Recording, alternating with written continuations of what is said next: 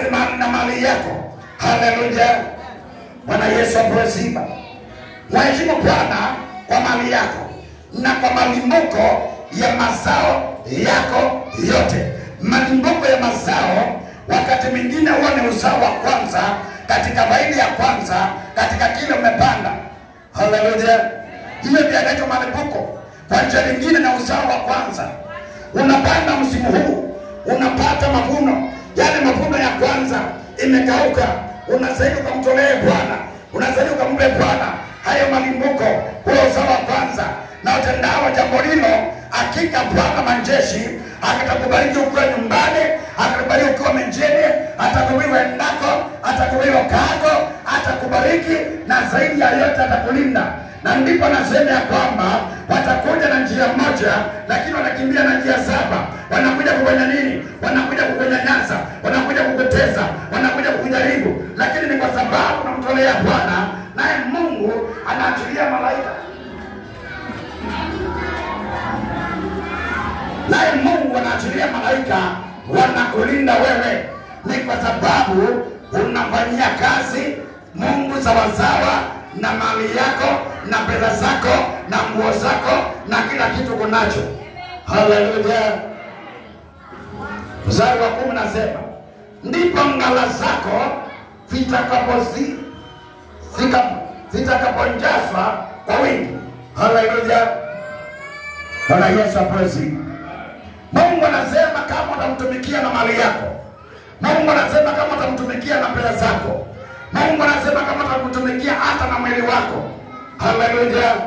Mali yako atakuzisika, atakuongezea. Ataongeza mbuzi zako, ataongeza biashara yako, ataongeza mavuno yako, ataongeza. Kama unalima shamba, kama eka moja unastahili upate gunia 15, utakuwa unapata gunia 20. Kama unastahili kupata gunia 10, utapata gunia 20. Kama ni biashara yako, unastahili upate faida ya 100, unapata 200. Kama ni kazi yako, inakuwa na faida, inakuwa na mapato.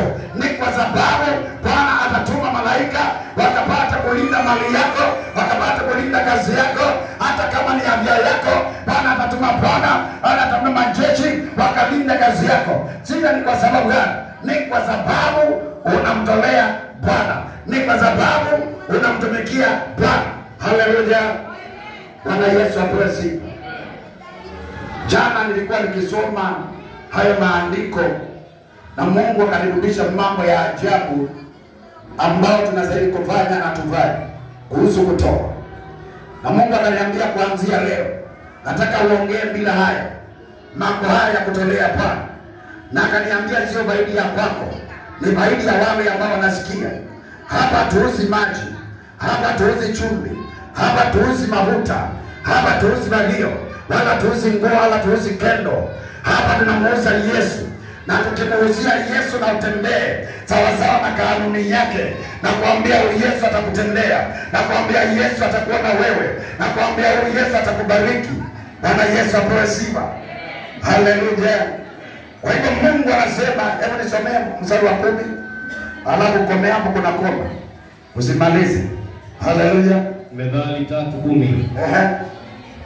Inasema, ndio, ndipo ngala zako zitakapojazwa kwa wingi. Amen. Yesu anasema kama utamwabudu Mungu na mali zako, ngala zako hapo ndipo zitajazwa kwa wingi. Maana yake ni nini? Maana yake ni kwamba biashara yako inastahili iongezeke, wateja wako wanastahili waongezeke, wafanyikazi waongezeke, wateja waongezeke, biashara iongezeke. Ni kwa sababu unamwabudu Bwana na mali yako. Bwana Yesu apewe. Haleluya. Malizia. Inasema hatimaye na mashinikizo yako yatafurika divai mpya. Anasema na mifuko yako kwa njia nyingine. Haleluya. Anasema na mifuko yako itaongezeka divai. Divai ni mambo mazuri. Hii ni kumaanisha akaunti yako itaongezeka, akaunti yako itainuliwa, mali zako zitaongezeka, biashara yako itaongezeka, wateja wako wataongezeka. Ni kwa sababu umejifundisha kumtumikia Bwana na mali yako. Haleluya. Hapa ninaongea general kutoa.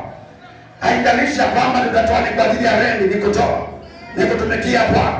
Kuna watu ambao tukiwaambia watoe ni kwa ajili ya rendi wanakuja mkono, ambao hiyo ni mmoja katika hilo na zaidi ukapata kumwabudu Bwana nao, na hakika kule mbinguni utabarikiwa. Nimeambia watu wa Mungu asubuhi ya leo kwamba kule mbinguni ni nchi kubwa sana kuliko hii ambao tunakaa, na kila mtoto ambaye anazaliwa huwa tayari ana ploti yake ambayo inajengwa, na huyo mtoto akikuwa na kukomaa na kupokea Yesu, anaanza kutoa material na kupeleka kule mbinguni kwa ajili ya matendo mazuri anafanya hapa duniani. Haleluya. Na ile nyumba inaanza kujengwa, na injengwi na miti, na injengwi na mawe, inajengwa na dhahabu, inajengwa na diamond, inajengwa na almasi, inajengwa na vitu vizuri. Ni nyumba ya kupendeza. Lakini kwa wale ambao wameokoka lakini wamtumikia Bwana na mali zao na mioyo yao na mili yao na akili yao, ile nyumba inakaa hivyo ilivyo. Haleluya. Inakuwa ni msingi wa kwanza ambao umeanzishwa na imesimama mahali pale. Ni kwa sababu mwenyewe alipookoka akaongozwa na sala, aliomba Bwana wiki moja na nyumba ikaanzishwa msingi, na kuanzia hapo akaingia mitini. Haleluya. Kwenye njia moja ya kujenga makao yako huko mbinguni ni kumtumikia Bwana na mali yako, ni kumtumikia Bwana na mwili wako na pesa zako na akili yako na roho yako. Haleluya.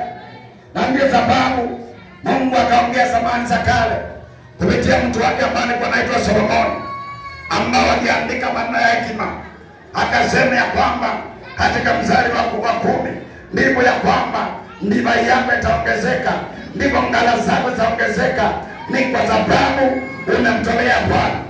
Bwana Yesu apewe sifa. Haleluya. Nataka tuende Malaki 3 mstari wa 18, mstari wa 8, alafu malizia pale wa 10 na kitu. Malaki 3 anzia mstari wa 8. Haleluya. Amen. Malaki mlango wake ni wa 3, mstari wake ni wa 8. Je, mwanadamu atamwimbia Mungu? Lakini nyinyi mnaniimbia mimi. Lakini nyinyi mwasema, tumekuibia kwa namna gani? Amen. Mmeniibia zaka na dhabihu. Angalia. Wa 9. Nyinyi mmelaaniwa kwa laana, maana mnaniibia mimi, naam, taifa hili lote. Leteni zaka kamili mghalani, ili kiwemo chakula katika nyumba yangu, mkanijaribu kwa njia hiyo, asema Bwana wa majeshi. Amen. Haleluya. Amen. Mungu aliongea na wana wa Israeli miaka hiyo ni kwa sababu alikuwa ameongea na Israeli wakapata kuwa wanatoa fungu la 10 na kuileta katika nyumba la Bwana. Lakini kama vile ilivyo leo na kutoa, wana wa Israeli wakawa ni watu wa kuregarega, wana wa Israeli wakawa ni watu wa kurudi nyuma, na ndipo Mungu akatuma tena nabii anaitwa Malaki, na ndiye nabii wa mwisho. Hakuna nabii mwingine ambaye alitokea baada yake. Sijui kama John ni nabii ama ni nani. Haleluya. Nabii John ni wa mwisho, wacha tumuite tu nabii. Haleluya. Maana Yesu kuna mahali alisema katika watoto waliozaliwa kiume ama katika manabii waliozaliwa hapajaonekana nabii mwingine kama Yohana. Kwa hiyo wacha tuseme Yohana ni wa mwisho. Kwa hivyo nabii Malaki aliweza kuongeleshwa na Bwana ni kwa ajili ya wana wa Israeli, maana walikuwa wamepewa maagizo ni kwa ajili ya kutoa fungu la 10 katika nyumba la Bwana ama katika kuhani. Na kwa sababu walikuwa toi, Mungu akanena na wao kupitia Malaki. Akasema, je, mwanadamu utamwimbia Mungu? Haleluya. Amen. Ni kwa sababu kile ambao walikuwa wameweka maagano na Mungu kiwe cha Mungu, haleluya, walianza kukikula. Bwana Yesu apewe sifa. Amen. Na leo Mungu anakuambia ukamwabudu na mali yako. Na kama vile wana wa Mungu ama wana wa Israeli, Malaki aliweza kuambia, ndivyo kanisa leo tunaambiwa ya kwamba tunamwimbia Bwana, ya kwamba tunamchukulia Bwana kile ambao anastahili apokee, tunakula sisi, na ndio sababu magonjwa na mateso inatufuatilia. Nimekuja kuambia mtu wa Mungu ya kwamba Mungu anataka kumwabudu na mali yako. Mungu anataka kumwabudu na pesa yako. Maana utendalo jambo hilo ndivyo ataenda kupokea neema. Neema ya ulinzi, neema ya kulindwa, neema ya baraka, neema ya kuongezeka. Ni kwa sababu umetenda kanuni ya Bwana. Haleluya. Haleluya. Atizo nasema, yeye